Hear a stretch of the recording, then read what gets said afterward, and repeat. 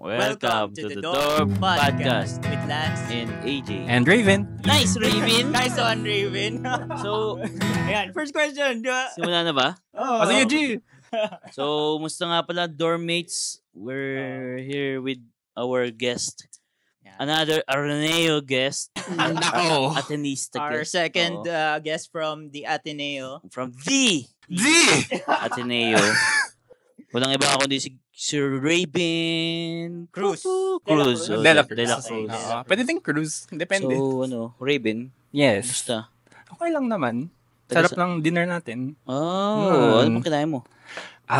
Mexican food yun eh. Ano ulit yung pangalan niya? Ano siya? Naked burrito. Yun. Sa El Chicken Poco. flavor. El Poco, kantina, baka naman. Baka naman. Lahat ng guests namin dito doon I think kumain. Nakaka 10 episodes na kaming kumakain sa inyo before the shoot. Alright. Baka pwedeng mag-X deal tayo dyan. Bigyan mo kami free food. Shoutout ka namin sa 30 followers namin. Diba? Yes. And I'm happy kasi yung 41 na yung kilala ko lahat yun eh. Yung 41 Yun, each and every... Including June? Ayun. magiging follower. Okay. So, and taga saan ka nga pala, Raven, aside from your college na Ateneo? Oo nga. Tagasan. As in, like, wala, Antipolo. Layo-layo eh. Mga Antipolo Rizal. So, mula sa kabilang mundo. Ayun.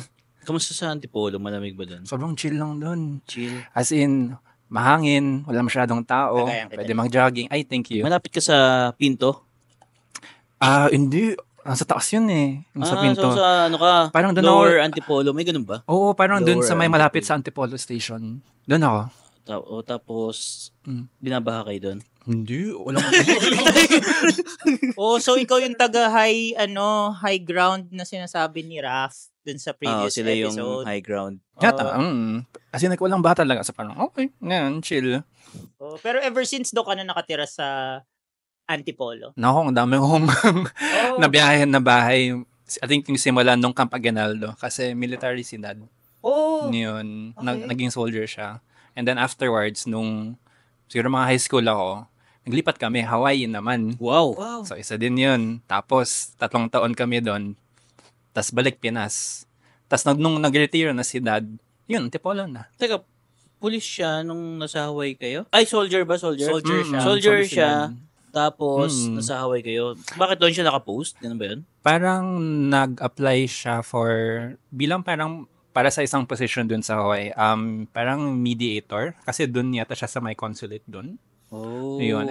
Napili siya. So parang para sa kanya, mas okay na hindi separated yung pamilya. So, dun na kami.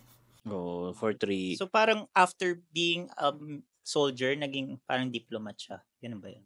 Hindi, Hindi, soldier pa rin siya. Soldier pa din. Okay. Oo. Oo. Naka-assign lang siya doon sa consulate ng Hawaii.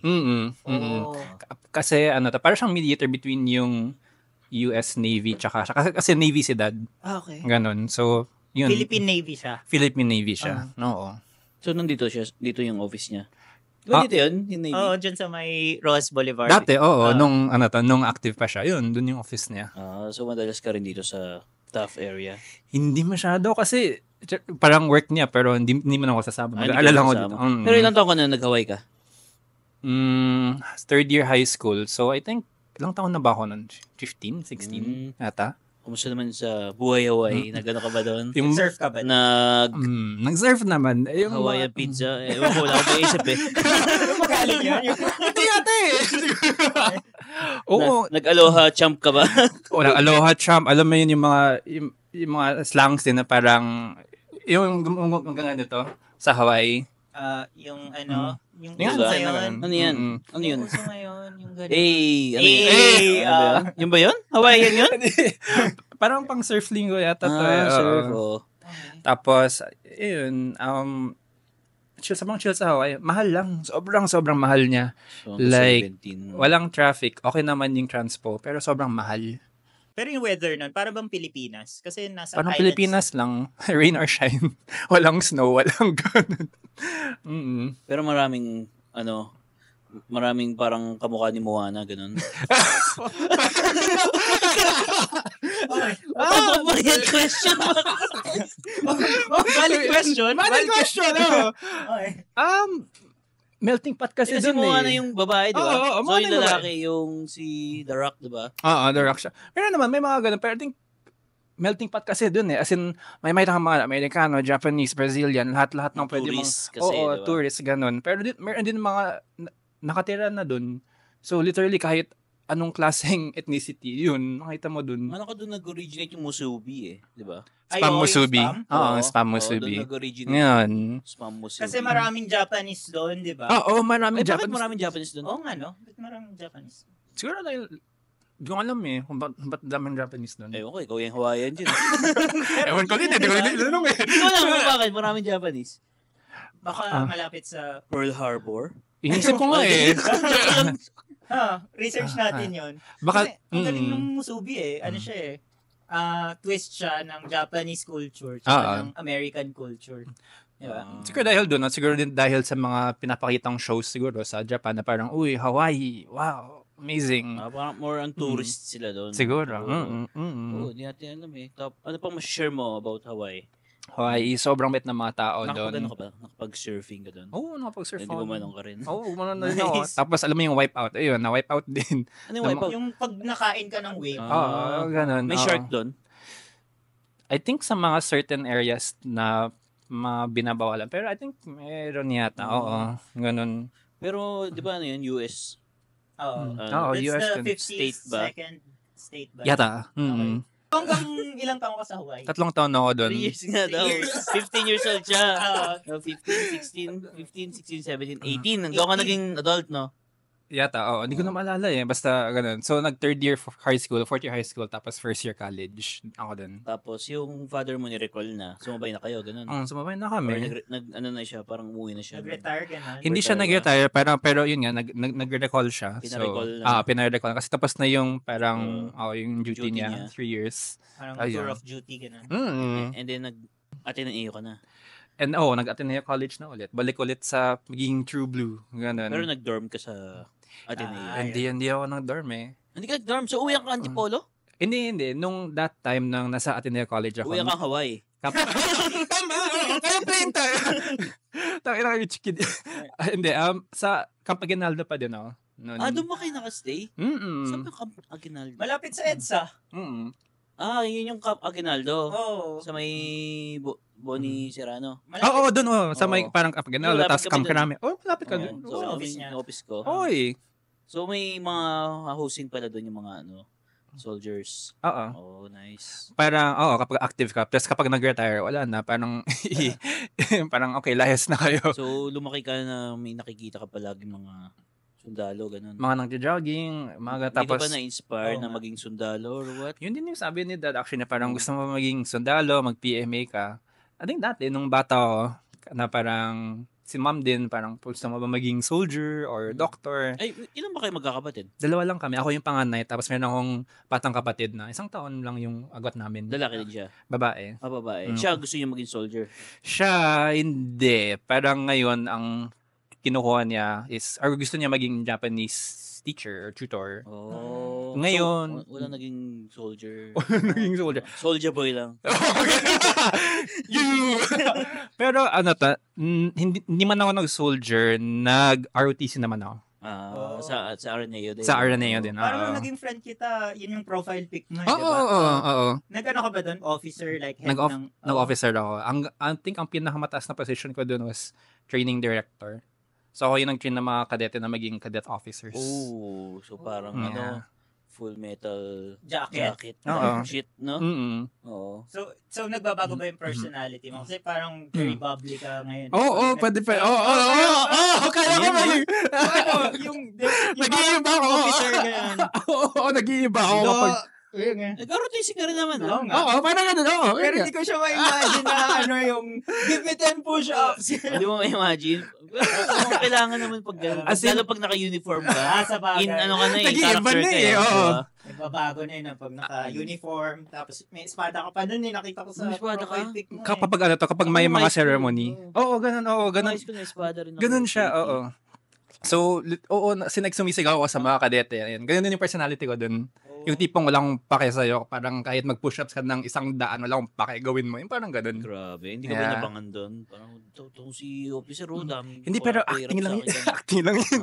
Pero gagawin kasi nila kahit umacting ka, di ba? Oo, gagawin naman nila. Parang pang-push lang talaga ng mental toughness mo, na parang kahit anong mangyari, kailangan gawin mo yung trabaho mo, number one. Kailangan mo din mag-adapt na, yun nga. Pero, yun, I mean, like, military kind of duty, kind of thing. Kasi nung high school, ganyan din ako yung CAT. Tapos, parang may pinanish ako na dalawa. Si Teo. Kasi to XO XO, executive officer. Yung parang second. Parang second in command siya ng high school. Tapos, nung nag-CR kami, hindi ako pinapansin. Parang, ako. Buti nga, hindi ako inabangan Nagtampo siya. Jump on me, ganun nagtampo kasi nga pinahirapan ko. Yun pala, talagang in character ka lang talaga. In character ka lang. Pag nagko-command, di ba? Nagko-command. Ayun. Ano ba kinuha mo sa atin na yun? Parang nauna pa yung ROTC mo. Kasi military background, tapos ROTC. Pero yung course ko, sobrang iba. Sige nga, ano yan?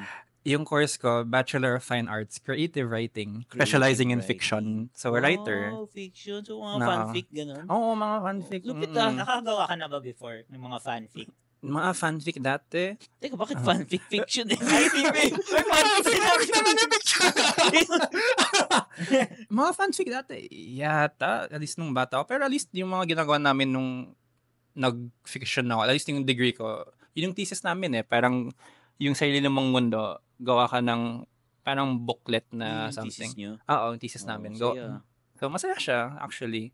Tapos, kasi na-inspire ako ng teacher ko nung high school. Nung Araneo High School. Araneo High School ka rin? Oo. At yung tipong true, Araneo grade school din. Ganun. Blue, one big fight. OBF number 1. Yeah. So, nagsimula ako mag-fiction dahil na-inspire ako sa teacher namin nung first year high school ako. Nung high school. Shoutout mo naman. Mr. Pagsi, kung kalala niya siya. Mr. Pagsi. Kasi, author na siya or what? Author ba siya or what? Hindi siya author, pero kasi legendary yung status niya sa high school at sa Ateneo. Kasi, hulaan niyo kung anong age niya nung first year high school ako. 70. 18. 85. Ha? 85? Parang nung pumasok siya, I was like, uy, yung father yung parang, uy, father, ganun. Pero, gagi. Pari siya. Hindi. Kala ko padre kasi matanda na, ganun. Pero siya yung homeroom advisor namin. Lupit Sa first year high school. And we were like, parang Shaolin Master. Holy shit. So, ano siya ngayon? Ilang taon na siya ngayon? 97. Wait, buhay pa siya? Buhay pa siya. What? Kaya nga tinanong ko kung hindi ko naman tinanong kung buhay pa siya buhay pa siya. So, sobrang... Sorry guys. Sabaw. Galing pa trabaho. But yeah, so, English teacher siya nun, ng homeroom advisor ko. Tapos, parang na-inspire ako na sobrang, parang yung dream niya daw dati, nung sinabi niya is, sana sana nagtuturo pa ako habang mamamatay ako. Parang gusto niya magturo hanggang mamatay siya. Pero parang ganun. So, yung dying breath niya. Yung dying breath na nagtuturo pa din. Ganun. So, hanggang ngayon, 97, nagtuturo pa siya? Hindi na siya nagtuturo kasi nag-retire siya 2020. So, 5 years daw. 5 years ago lang. So, 92, nag-retire siya. The only reason why was because lumalala na yung parang dementia niya. Ayun lang. Ayun. Yeah. Pero pwede na siya mag-retire ng 60. Yeah. Supposedly, Yeah, diba? pero talagang hanggang from 30 something hanggang 90. Tapos yung ginawa lang niya is magturo ng first year high school. Yeah. Yun ang ginawa niya. Siguro yun yung ikigai niya.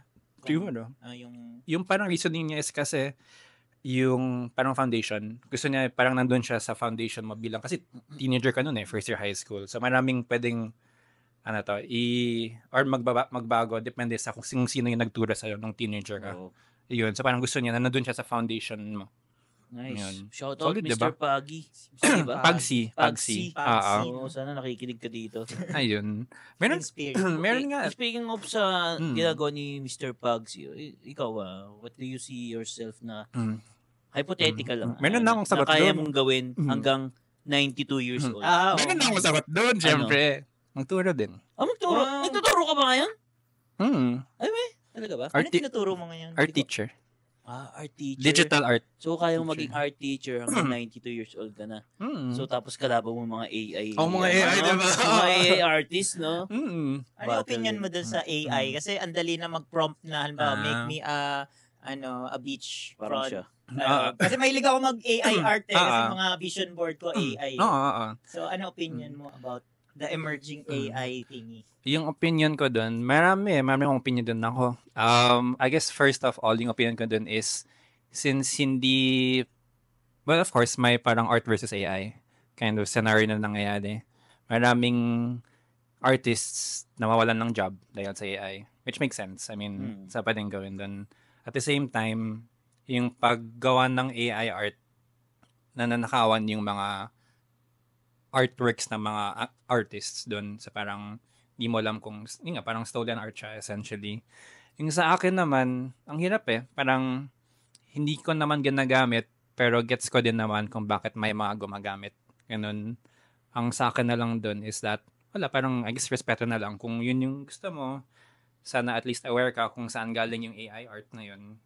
Pero if hindi, then yun nga, ganun. Ako, pero ako hindi ko naman ginagamit. Yun naman. Kasi may mga nangyaring hate culture din tungkol doon. Yung tipong kapag may mga, halimbawa, mga artist na nag-post na, uy, gumamit ako ng AI. Yung mga real artist naman, nag-tweet or, alam mo yun, parang nag-message na mga hateful stuff about it. When I feel like, kahit gumagamit yung tao ng AI, at alam naman natin yung scenario tungkol sa AI art na nawawalan ng mga trabaho yung mga artista, parang hindi ka naman dapat mag full-on cancel culture lang dahil doon. Ayun. Para sa akin naman kasi medyo masama rin siya. Medyo unethical siya, pero if you use it for personal consumption lang.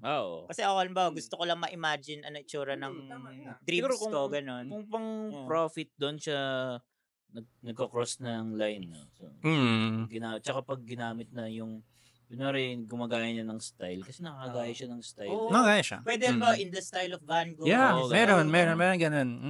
Tapos nagma-machine learning siya from actual artists. Siguro yun yung unethical dun Yeah. Pero kung personal consumption, sky's the limit So, yan natin si 92-year-old Raven problema dun. Ikaw ba? Sige, ikaw naman. Tanungin ko. Anong something na kaya mong gawin hanggang 92? Uy! Mag-podcast? Mag-podcast ka ba? Ikaw naman ang interview Welcome to... Mga ilang episodes na kaya yun? Mga 1,000. With Lance and AJ! With Lance and AJ! Sumalangit na wa! Namatay na. This episode... Trigger warning! Trigger warning, sir. This episode is dedicated to my long-time friend, AJ. Well, for sure, I'm very confident mga 52 episodes kami ni AJ. Akala ko 52 years old. Dito sa Door Podcast. Pero I'm also sure na it's still related sa relate to other people. Ang weird nga kasi introvert ako pero yung purpose ko, what I see is connecting with people. Hanggang 92 years old. Yung ikigai type kasi.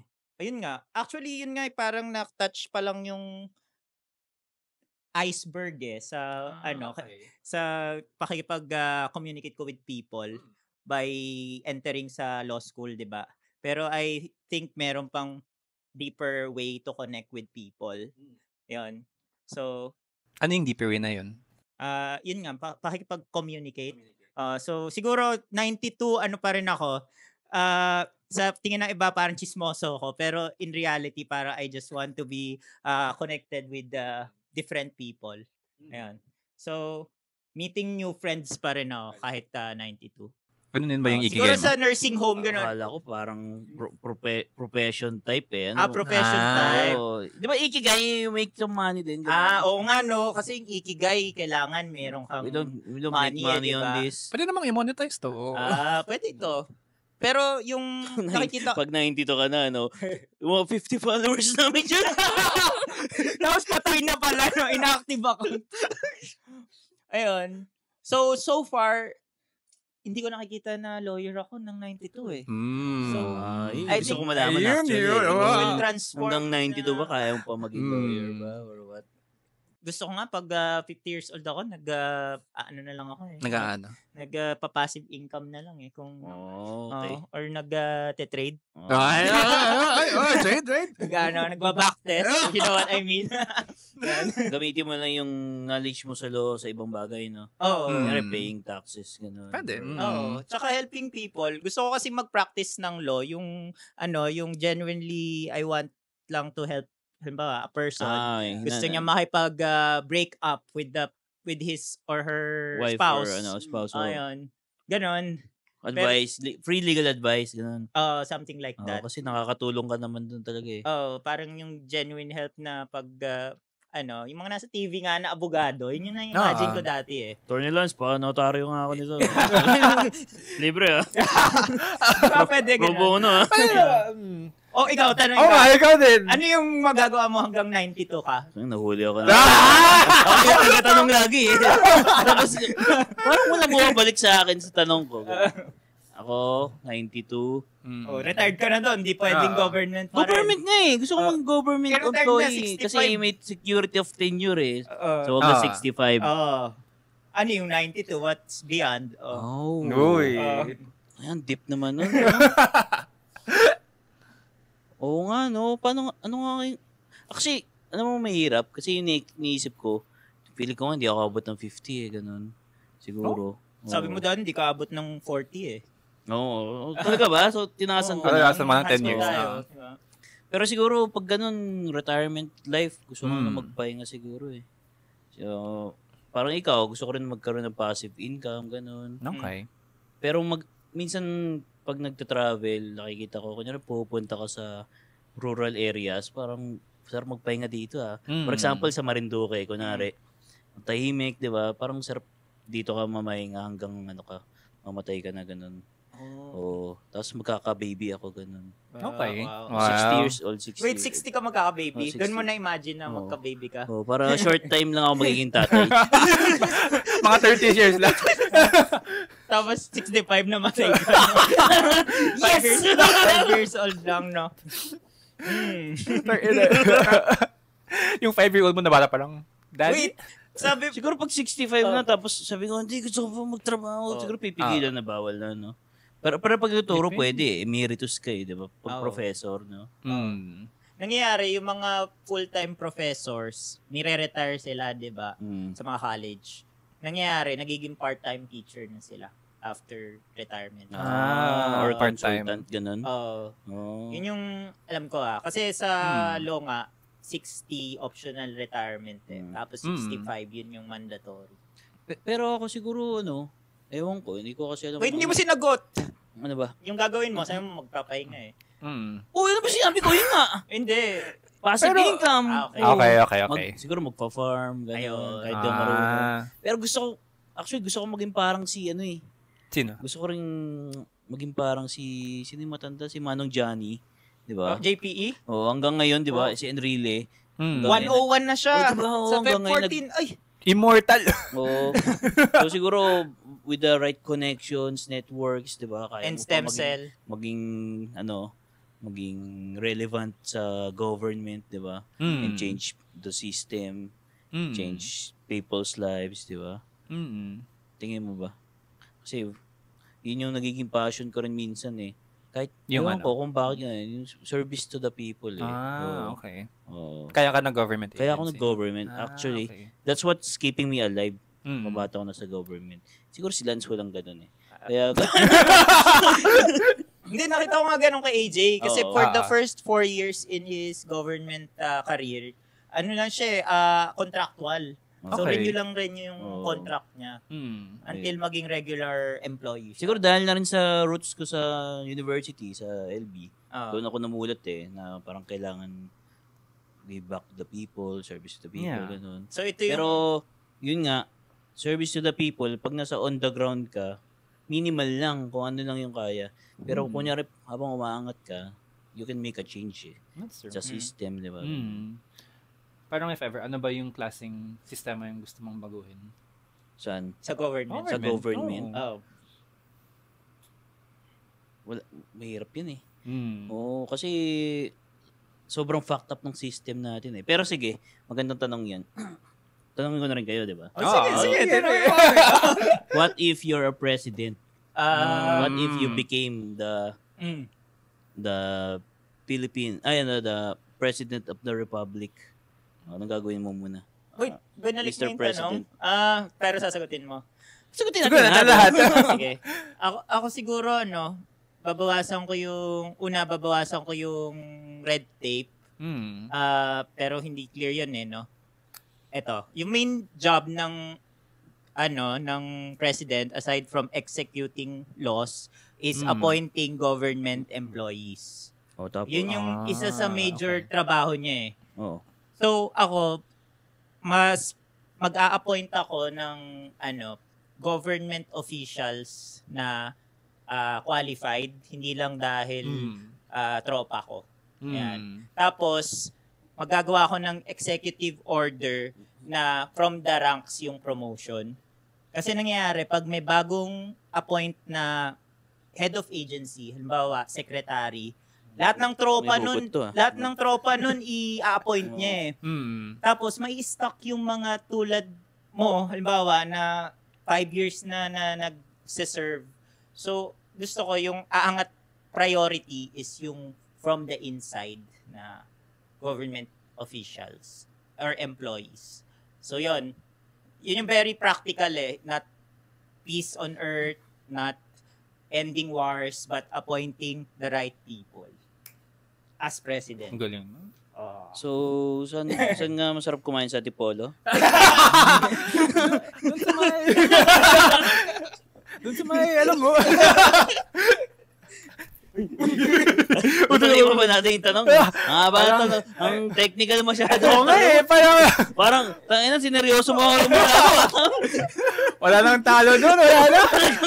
Sana yun. Talagang na-feel yung pagiging Mr. President. Tinawag na Mr. President. Binoto niyo akong president.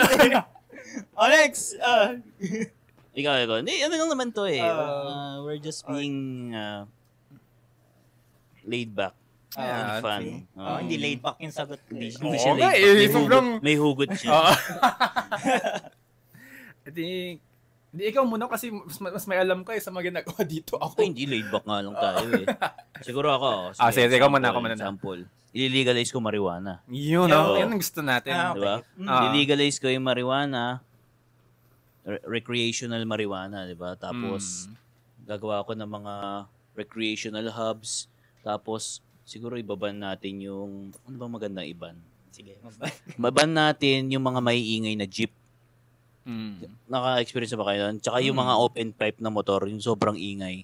Yun. So, pag may maingay na jeep, pe-phase out na agad natin yun.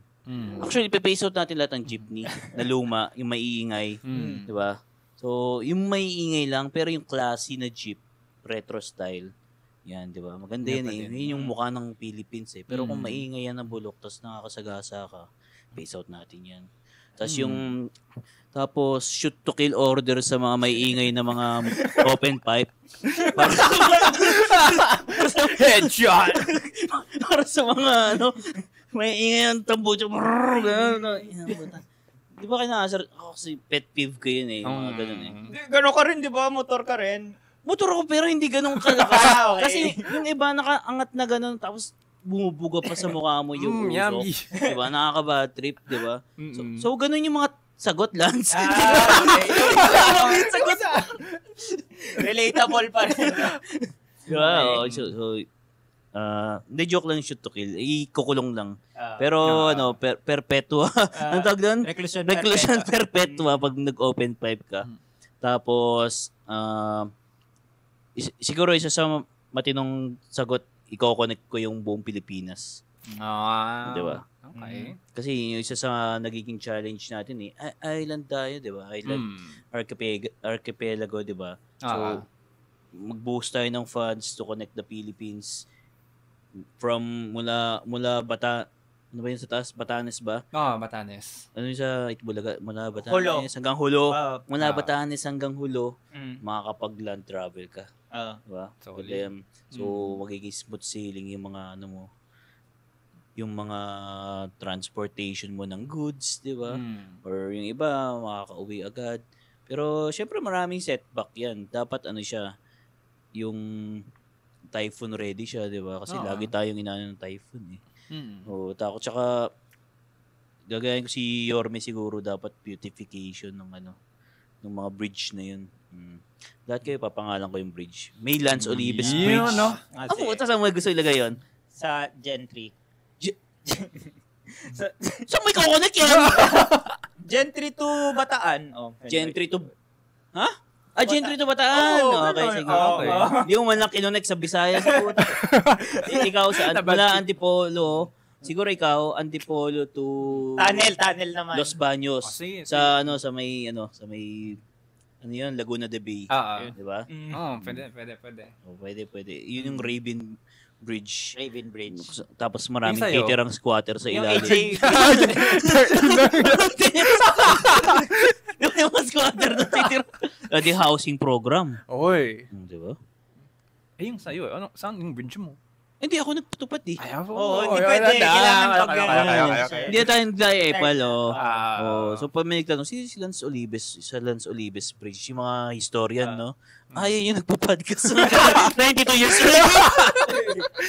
22 years old podcaster. Ikaw, Yung sa akin, I think, cut muna natin in half yung episode and abangan nyo next week yung second half ng episode with Raven. So, see you next week, dormmates.